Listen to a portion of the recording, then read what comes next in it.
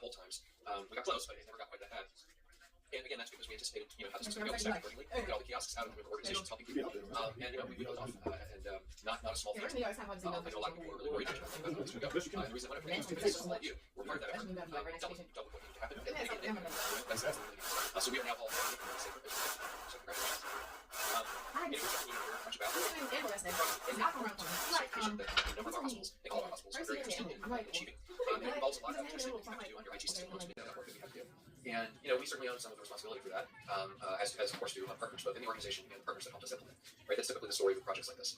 Nonetheless, the issue isn't so much, what happened as how we dealt with it. And it is what happened, but it's also how we dealt with it. And what I see is that we didn't stop running. We kept on hacking our way through the forest and tried to make things better, including the rebuild of just about every HR interface. We have a live first. There's a lot of work to do first.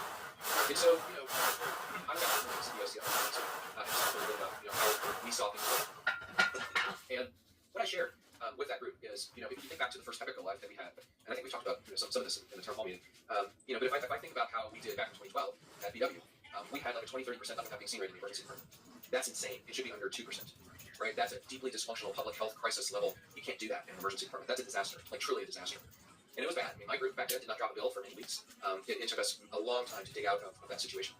And so you fast forward 8 years later to what happened in Upper Chesapeake, and we went live there, and we actually pulled up Go Live support on day 2 because of COVID, and they were fine. And sort of what's the difference? Well, I think it's 2 things. One is that we've had a team working, sanding down the splinters of Epic for the last those intervening 8 years. So we really polished the build, polished our offering to the organization. Whereas when you go live on something for the first go, it looks like we're probably having some delays in construction. It sounds like we're going to need to delay the ice cream social a little bit. We'll have more to say about that once we figure that out. But I think we'll put that on the radar screen, and we might be adjusting the date a little bit. So more to come about that. Before we resume, actual work topics, I did want to try using this fun WebEx name called Slido. So I'm probably going to do this wrong. But for those of you who are able to see this fine poll that I just threw in, if it doesn't work, then we'll try again next time. It may not work. Oh, no, okay. So we'll make it. We'll that out. See if you all get the answer. So I did many of you know about this, but at Upper Chesapeake, about 2 years ago, there was an effort to install a third-party vendor to enable this third party to do cardiac monitoring. So keep an eye on our cardiac monitors, patients who were undergoing that monitoring remotely. So they have an office in Kansas or something, and they hire a bunch of people to sit there and watch the cardiac monitors. When they see something concerning, they pick up the phone, and they call Upper Chesapeake and talk to the staff. That's in lieu of hiring a monitor to actually work at Upper Chesapeake. And it appears to be working really, really well for them. And so he asked us to do this in some of the other member organizations, prioritizing the medical center down to midterm services as well as short. Now, this is easier said than done. You have to get GE and Phillips, and potentially Coden if we ever go beyond those 3 campuses, to play ball with everything. And there's a lot of differences in opinion technically about how that stuff should actually work. Is to have a framework that we can use to evaluate AI proposals or AI powered proposals from a safety, from a data integrity point of view. And I won't go into all the issues that you can imagine that are. And that's foundational work, right? Having a framework to risk stratify, to prioritize, and identify things that are high risk. That's the first step. And then the second step is you've got to take that framework and apply it against everything in your mix. And we have about a 3-page list of AI things that are here at notice. It's a lot more than but it's a lot more than so. Words about system finances or finance committee meeting yesterday. I'm not going to show you all the slides and various things. We continue, to slog across the field, we'll say, of premium labor that has not gone away. We continue to work on it, and steady progress, but certainly not a problem that is not going with us.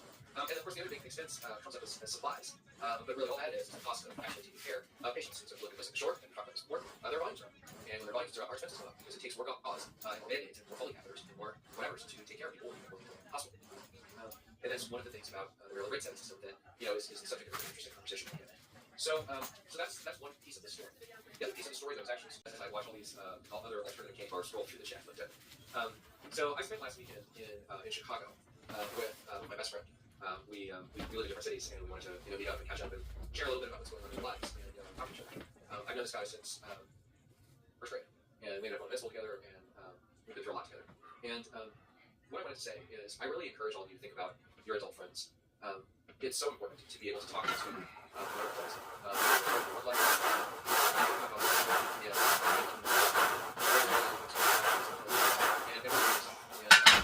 So I wanted to just maybe suggest that to all of us in the coming weeks, months, maybe just devote 1 few weeks of your brain to friendships that end up spanning maybe years, maybe decades. Because you have to work at it. You have to really try. It's not going to happen magically. And whether it's calling or emailing or physically meeting up or sending inappropriate texts, all of those things are ways of doing that. And I just want to say, Do it. Take the time to do it. It pays off. It really does. Thanks for joining. And I feel like I should be capturing all of these alternative games, but really, I just gave you the ones that mattered. And we'll do some more. We'll do some more of this next time. Thanks so much, everybody. Radiating a wonderful, safe holiday.